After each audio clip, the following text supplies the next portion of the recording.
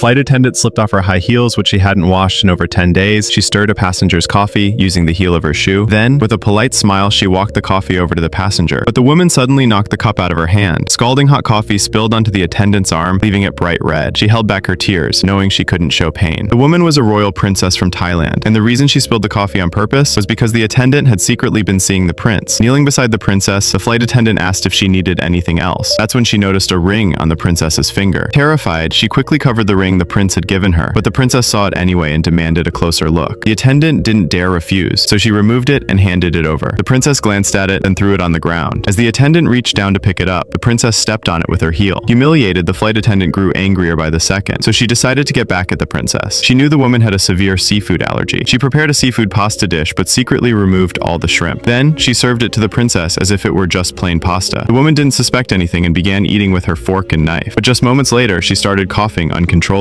Covering her mouth, she rushed toward the restroom. Just as the flight attendant stood up, she caught the princess's furious gaze. Heart pounding, she waited for the plane to land. Before leaving, the princess gave her one final, chilling stare. The attendant knew this wasn't over. She would definitely seek revenge. But that very night, the flight attendant saw shocking news on TV. The princess had passed away unexpectedly. What hit even harder, the plane she had served on was now being used as a special transport. Its new purpose? Carrying the late princess's body back home. Even more disturbing, the princess had made a strange final request. She insisted the same flight attendant travel with her on the return flight, alone. Now, seated in the nearly empty cabin, the attendant watched the casket in fear. Her heart raced with unease. Suddenly, the plane hit a patch of extreme turbulence. The entire cabin shook violently, and then the princess's body began to move, sliding across the floor directly toward the flight attendant.